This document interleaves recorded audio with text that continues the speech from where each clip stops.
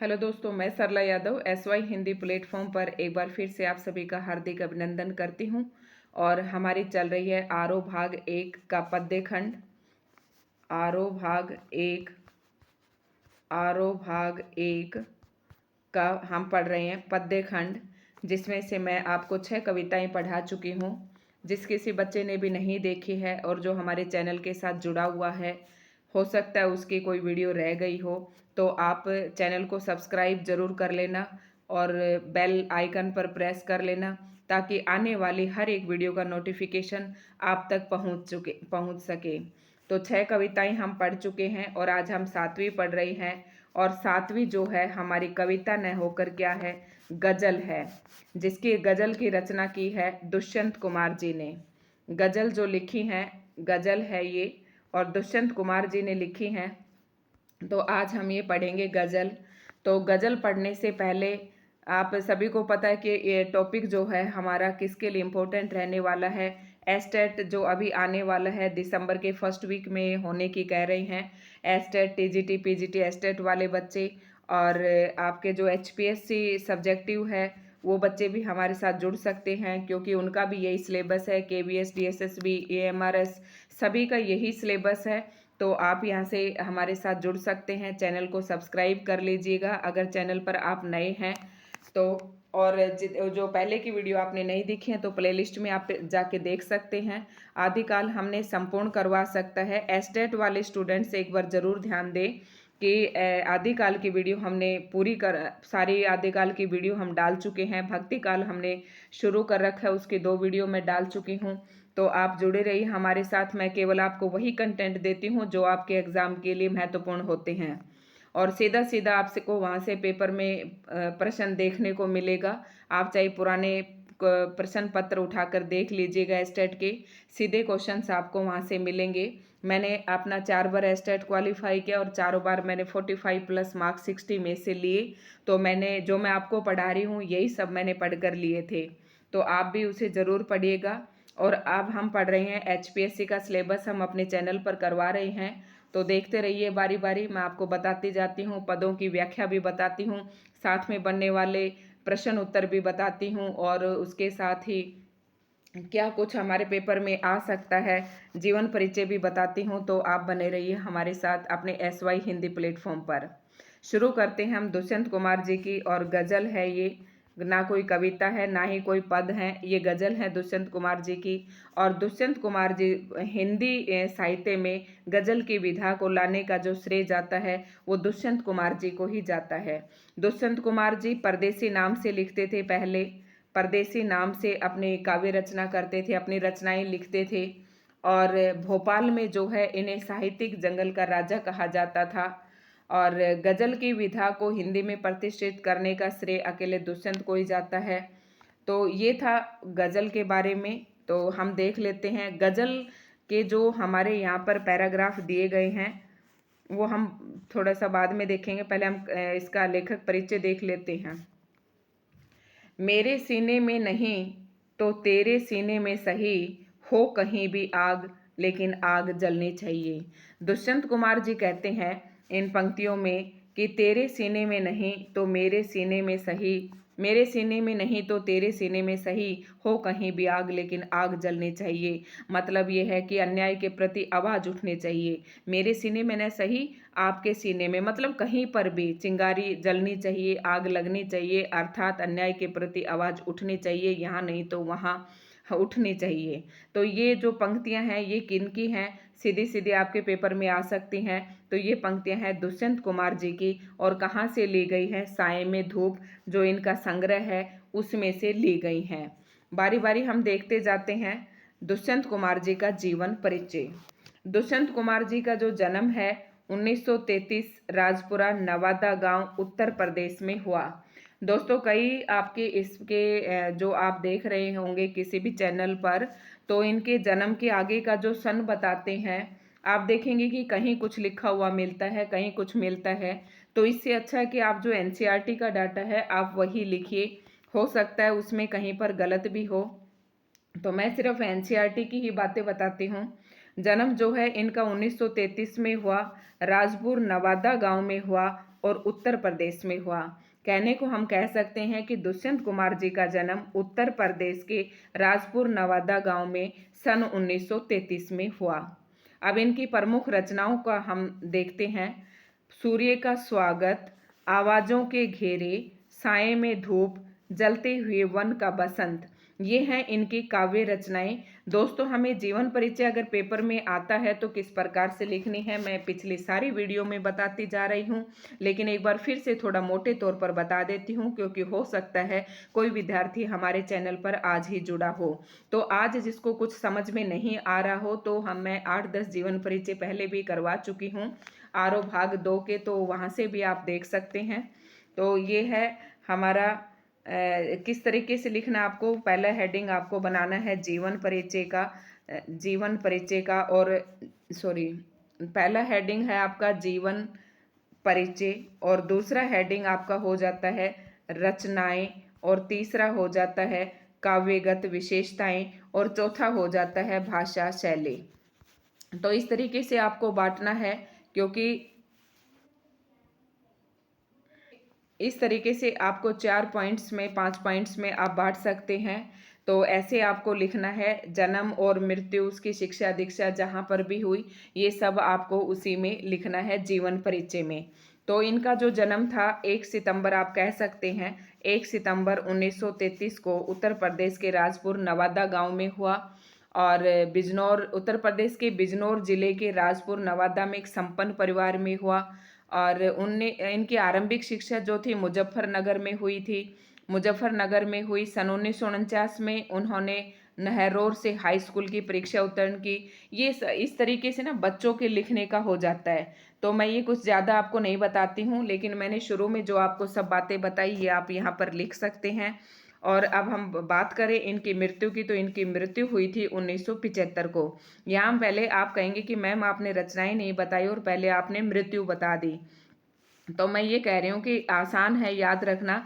1 सितंबर 1933 को इनका जन्म हुआ, और 30 सितंबर देखना, महीने के लास्ट डे 30 सितंबर 1975 में इनकी मृत्यु हो गई थी। याद रखना, ये आसान है इसलिए बताया है मैंने। मात्र 42 साल की उम्र में ये इस संसार को अलविदा कह गए थे। अब हम देखते हैं इनकी रचनाएं। तो रचनाओं में सबसे पहले प्रमुख रचनाएं आप हेडिंग डालेंगे, उसके बाद काव्य जो संग्रह हैं या काव्य रचनाएं जो हैं वो आप लिखेंगे। काव्य में कौन कौन से आ जाएंगे इनके, सूर्य का स्वागत, आवाजों के घेरे, साए में धूप, जलते हुए वन का बसंत, ये थी इनकी काव्य रचनाएं। और एक कंठ विस्पाई। अब एस्टेट वाले बच्चे विशेष ध्यान दें, ये पेपर में बहुत बार पूछा जाता है यहाँ से, और अदर कम्पिटिटिव एग्जाम में भी यहाँ से क्वेश्चन बनता है। एक कंठ विस्पाई किस प्रकार की रचना है, तो किस प्रकार की रचना है, ये गीति नाट्य रचना है। आगे है इनका उपन्यास है 1-2, और छोटे छोटे सवाल, आंगन में एक वृक्ष और दोहरी जिंदगी। आंगन में एक वृक्ष और दोहरी जिंदगी, एक वृक्ष दोहरी जिंदगी, और छोटे छोटे सवाल, ये हैं इनके उपन्यास। एक कंठ विस्पाई है इनका गीति नाट्य, जो कि ऐसे भी ये ज़्यादातर इसी तरीके से पूछा जाता है कि दुष्यंत कुमार जी की रचना एक कंठ विस्पाई किस प्रकार की रचना है, तो ये गीति नाट्य है। आपको इस तरीके से ध्यान रखना है। सारी बातें मैं आपको धीरे धीरे ऐसे ही बताती चली जाऊंगी। एक इन्होंने नाटक भी लिखा था, और वो नाटक का नाम है मसीहा मर गया।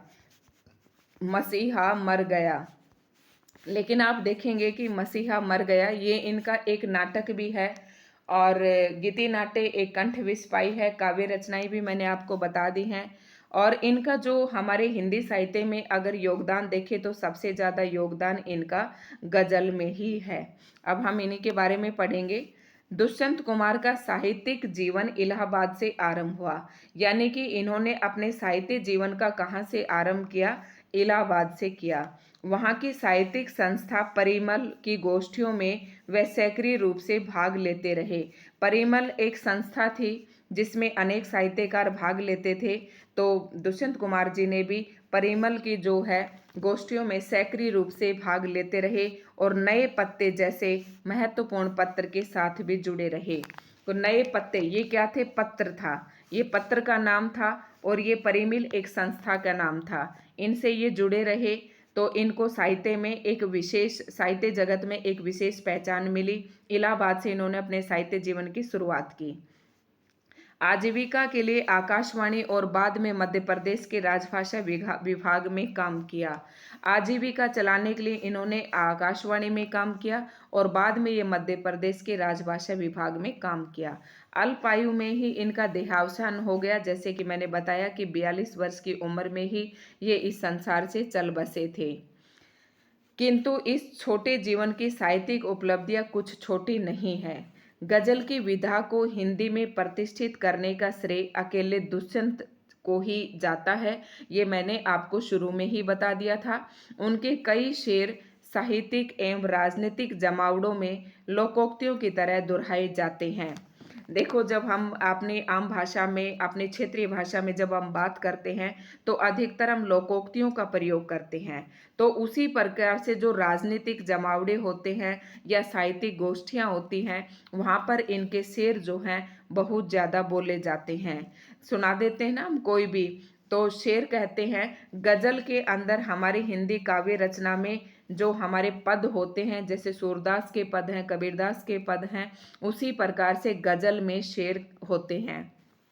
खाने वाला शेर नहीं होता है, दौड़ने वाला शेर नहीं, ये पंक्तियों वाला शेर है।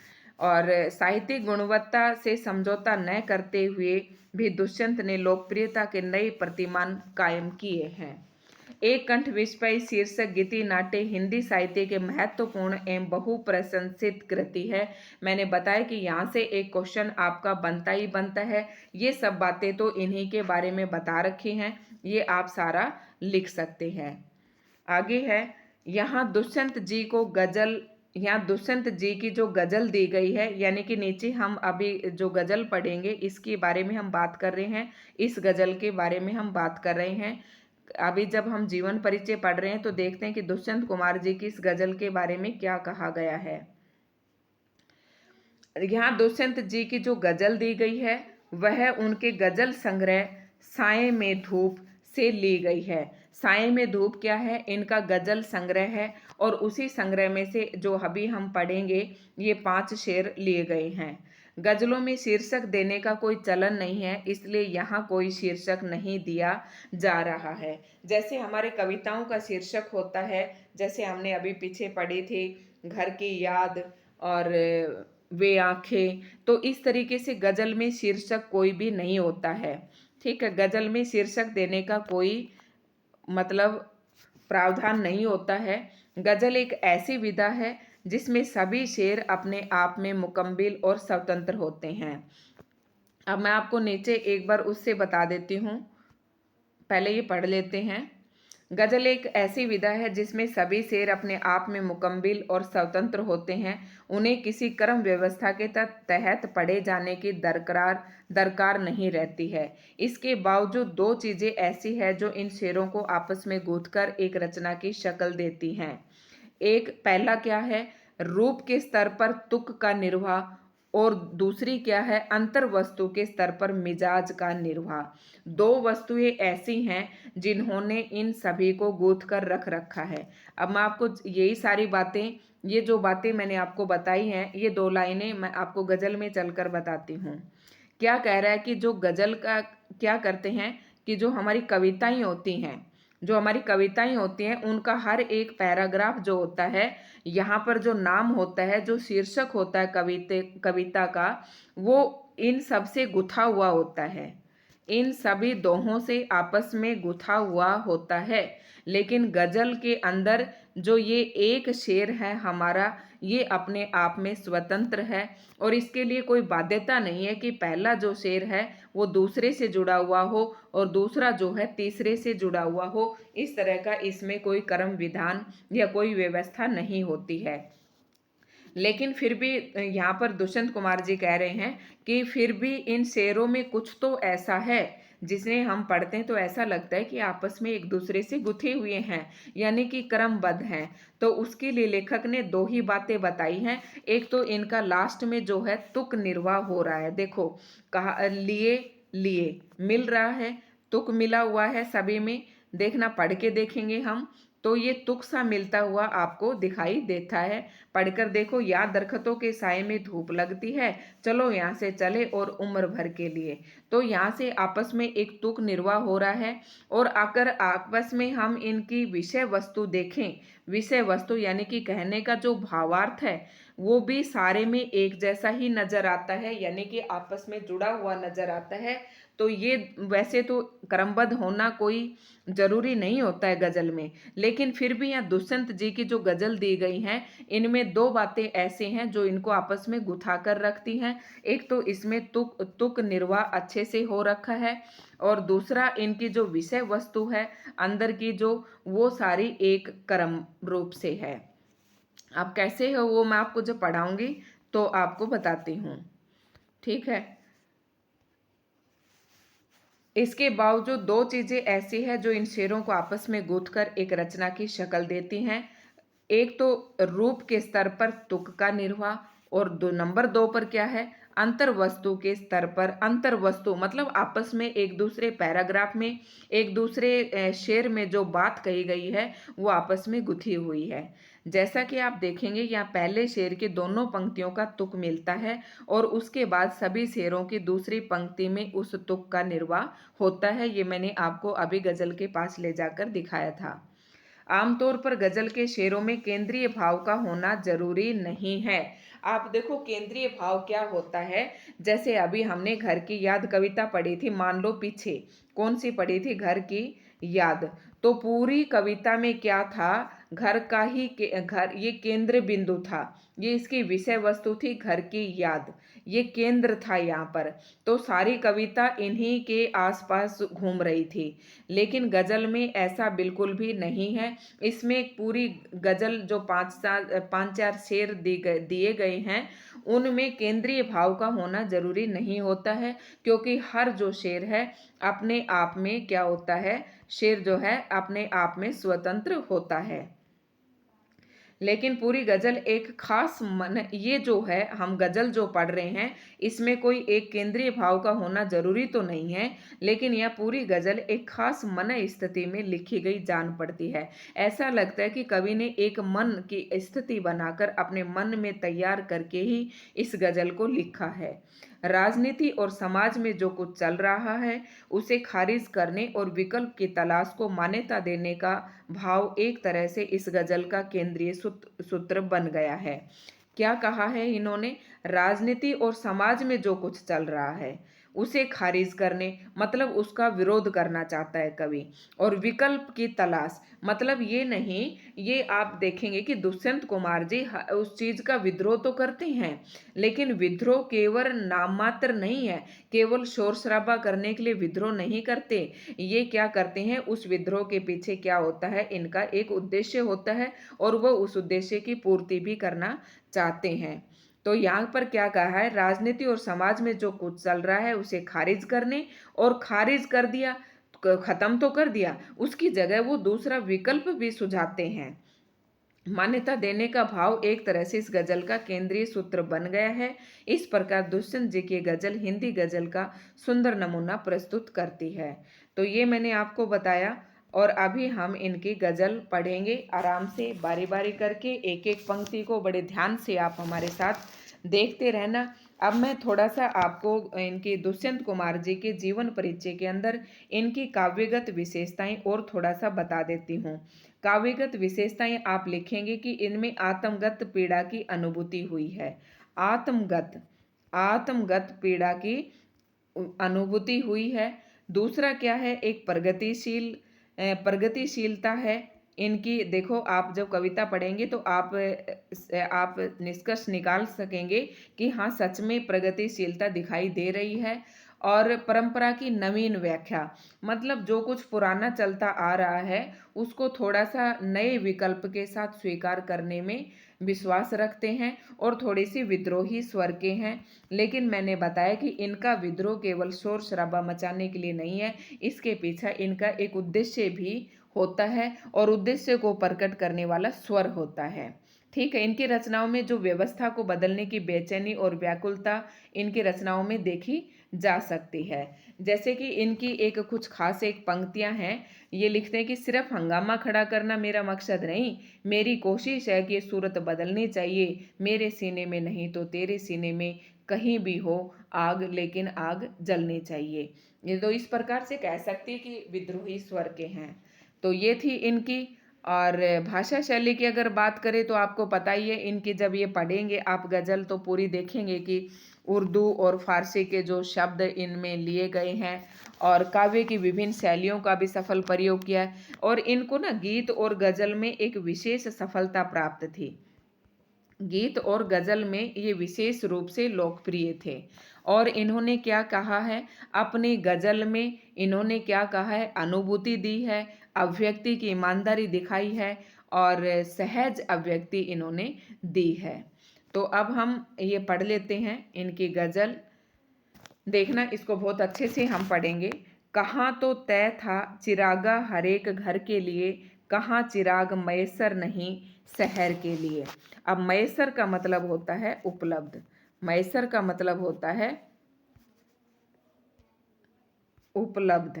मैसर का मतलब होता है उपलब्ध। मैं साथ साथ आपको थोड़ा डिफिकल्ट जो शब्द आ रहे हैं उनके अर्थ भी मैं आपको बताती जाऊंगी। ठीक है। अब देख लेते हैं। कहाँ तो अब मैं थोड़ा सा, मैंने पीछे बताया उस बात पे ध्यान रखना कि एक तो यहाँ पर तुक मिल रहे हैं देखो, लेकिन ये गज़ल है, गज़ल के शेर हैं, जरूरी नहीं कि इसका इसी में भावार्थ छुपा हुआ हो और ये इससे संबंधित हो और ये इससे संबंधित हो, ऐसा जरूरी नहीं होता है गज़ल में। लेकिन यहाँ पर आपको कुछ ऐसा दिखाई देगा, ये खासियत है दुष्यंत कुमार जी की। कहाँ तो तय था चिरागा हर एक घर के लिए, जहाँ चिराग मैसर नहीं शहर के लिए। अब कवि दुष्यंत कुमार जी कहते हैं कि जब हमारा देश पराधीन था, यानी कि हम गुलाम थे अंग्रेजों के, तब मतलब जो नेता लोग थे या जो भी आंदोलन होते थे वहाँ पर ये दावा किया जाता था कि कहाँ तो ये तय किया गया था कि हर घर के लिए चिराग जलेगा, या चिराग का मतलब है कि हर घर में खुशियाँ आएगी और हर घर के लिए जो हमारी मूलभूत आवश्यकताएं हैं, रोटी कपड़ा और मकान, वो सभी लोगों को दिया जाएगा। लेकिन कहाँ चिराग मैसर नहीं शहर के लिए, कि मतलब कहाँ पर तो घर घर दीपक जलाने की बात कह रहे थे, लेकिन यहाँ तो दीपक एक पूरे शहर के लिए भी एक दीपक नहीं जल पाया। ये कब की बात कर रहा है और कभी बेचैन है आज़ाद होने के बाद, भारत को स्वतंत्रता मिलने के बाद। मतलब कि हमने इतने बलिदान दे दिए देश को आज़ाद कराने के लिए, लेकिन पूरे एक शहर के लिए भी हम एक चिराग नहीं जला पाए, एक दीपक नहीं जला पाए।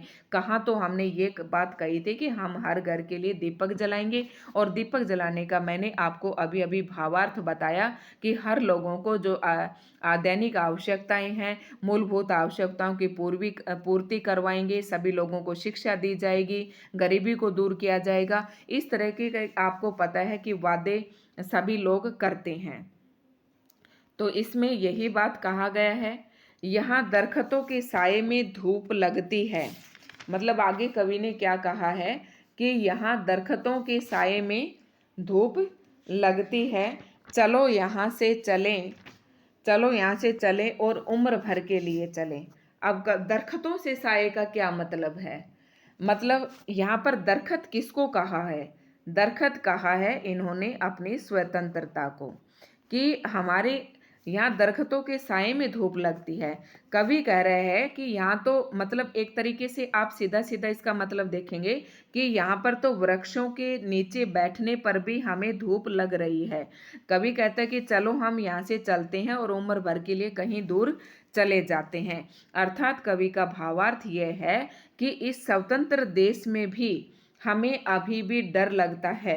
स्वतंत्रता के पश्चात भी न मेरे देश से अज्ञानता मिटी, न अशिक्षा मिटी, न गरीबी मिटी। चलो हम यहाँ से कहीं निकलकर दूर चलते हैं और पूरी उम्र भर के लिए चलते हैं। ये है इनके कहने का भावार्थ। न हो कमीज तो पाँव से पेट ढक लेंगे, ये लोग कितने मुनासिब है इस सफ़र के लिए। क्या कहना चाहता है कवि इन पंक्तियों में? कवि कह रहा है कि मुनासिब का मतलब है उपयुक्त, मुनासिब का मतलब होता है उपयुक्त, और उपयुक्त, मुनासिब न हो कमीज तो पाँव से पेट ढक लेंगे। कवि ने बताया कि गरीब लोगों के पास यदि तन ढकने के लिए कपड़े नहीं हैं तो वो अपने पाँव से अपने पेट को ढक लेंगे, अपने पैरों से अपने पेट को ढक लेंगे। अर्थात इसमें यहाँ पर कवि के कहने का तात्पर्य यह है कि यहाँ अनेक लोगों के पास तन ढकने के लिए पर्याप्त वस्त्र भी नहीं है। भारत के गरीब लोग इस गरीबी की युक्त जीवन यात्रा को तय करने के लिए कितने उपयुक्त हैं। मतलब ये है कि कवि ये कह रहा है कि देखो, शुरू से बताती हूँ, न हो कमीज तो पाँव से पेट ढक लेंगे। कवि ये कह रहा है कि मेरे देश में इतनी गरीबी है कि लोगों के पास तन ढकने के लिए वस्त्र भी नहीं है। कवि कह रहा है कि अगर वस्त्र नहीं है तो पेट तो हम अपने पाँव से ढक कर काम चला लेंगे, लेकिन ये लोग कितने मुनासिब हैं इस सफ़र के लिए, इस जीवन रूपी यात्रा को पार करने के लिए ये लोग कितने मुनासिब हैं, कितने मतलब उपयुक्त हैं ये लोग इस सफ़र के लिए। तो ये कवि को थोड़ी सी चिंताजनक लगता है कि अपने ये गरीबी में ही ये अपनी जीवन यात्रा पूरी किस प्रकार से कर पाएंगे।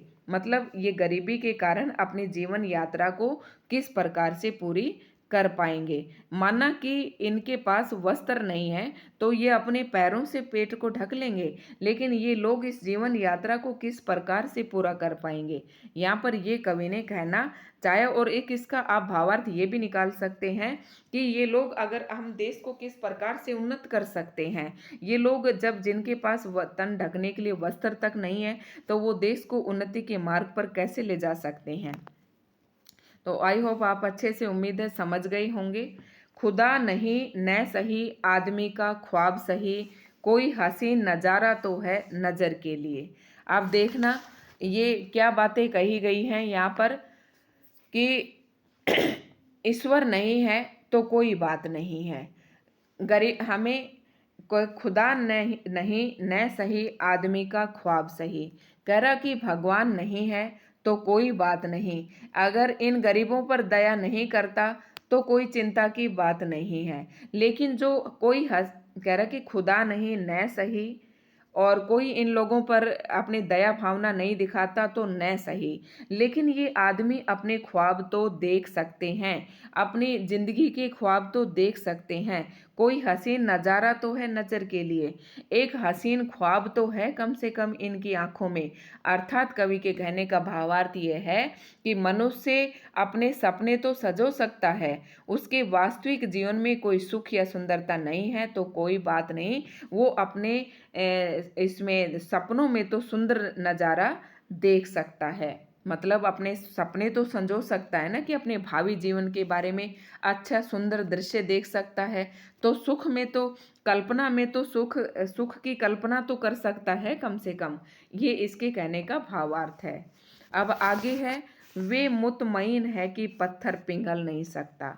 कवि ने कहा है कि ये निश्चित बात है कि पत्थर, जो चीज़ कठोर है, उसे हम नहीं पिघला सकते।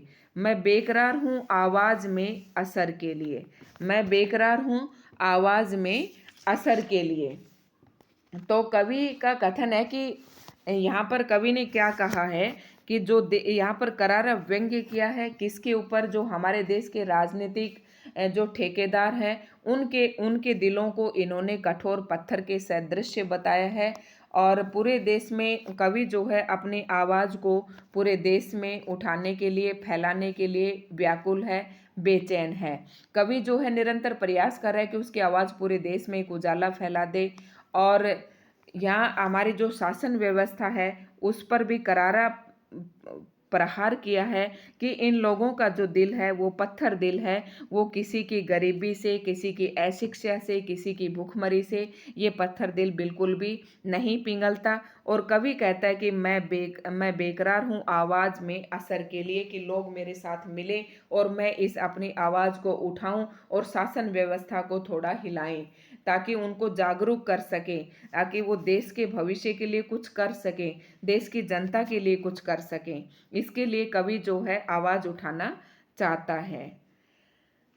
तेरा निजाम है सील दे जुबान शायर की, तेरा निजाम है मतलब कवि का कहने का भावार्थ ये है कि तेरा निज़ाम है। कवि कहता है कि जो हम आवाज़ उठाएंगे, निज़ाम का मतलब है तेरा निज़ाम है सील दे जुबान शायर की। निज़ाम का मतलब है यहाँ पर व्यवस्था।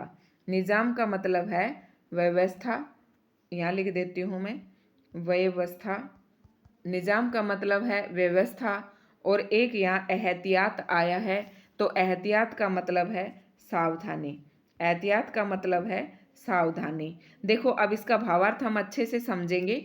तेरा निजाम है सील दे जुबान शायर की। अब कवि जो है, जो हमारे राजनीतिक, जो धर्म के ठेकेदार हैं, जो राजनीति के ठेकेदार हैं, उनके प्रति विद्रोह करना चाहता है कि उन्होंने जो समाज में व्यवस्था फैला रखी है, वह व्यवस्था कवि को बिल्कुल भी पसंद नहीं है। क्योंकि स्वतंत्रता के बाद भी हमारे देश में बेरोजगारी, भूखमरी, गरीबी ये ऐसे की ऐसे प्रधान है। तो कवि जो है, कवि कह रहा है कि अगर मैं इसके प्रति आवाज उठाता हूँ तो ये हमारे देश की व्यवस्था रही है कि ये जो धर्म, ये राजनीति के ठेकेदार हैं, ये उन शायरों की जुबान को सील देते हैं। ये एहतियात है जरूरी इस बहर के लिए, मतलब उनकी इस व्यवस्था के लिए जरूरी भी है कि इस व्यवस्था के प्रति जो आवाज उठाता है, जो हमारे देश की व्यवस्था है, कि इस व्यवस्था के प्रति जो आवाज उठाता है उसकी आवाज को दबा दिया जाता है। क्योंकि अगर वो ऐसा नहीं करेंगे तो उनकी व्यवस्था जो है सारी भंग हो जाएगी। तो आगे और देख लेते हैं कितने शेर हैं, बस 2 ही पंक्तियां और हैं। जिए तो अपने बगीचे में गुलमोहर के तले। कवि कह रहा है कि अगर हम अपनी जिंदगी जीते हैं तो अपने गुलमोहर के नीचे जलाएं, जिए, अर्थात हम अपने तरीके से जिए, अपनी शासन व्यवस्था के नीचे जिए। जो हमने अपनी शासन व्यवस्था बनाई है, हम उसके नीचे अपने जीवन को जिए। और इसके जिए, मरे तो गैर की गलियों में। अगर गैर की गलियों में मरते हैं तो वो भी हम अपने गुलमोहर के लिए मरे। यहाँ पर आप देखेंगे कि कवि ने क्या कहा है। कवि अंत में यही कहना चाहता है कि यदि जीवन जीना है तो अपने बगीचे में लगे गुलमोहर के नीचे जीना उचित होगा। अर्थात इसके पीछे का भावार्थ आप समझना कि राजनीतिकों के झूठे वायदों पर नहीं, अपितु अपने भरोसे पर जीवन जीना है। या गुलमोहर का मतलब है अपने अपने अपने आप पर, अपना जीवन अपने भरोसे पर, अपने भरोसे पर अपना जीवन व्यतीत करना है।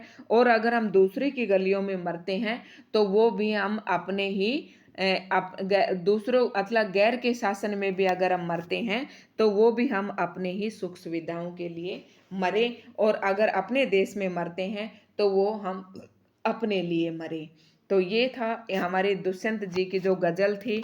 और आपने पढ़ी होंगी कि सारी गजल जो है आपस में एक दूसरे से गुथी हुई हैं। और जो आज़ादी के बाद और आज़ादी से पहले जो हमारी शासन व्यवस्था थी उसके ऊपर इन्होंने करारा प्रहार किया है।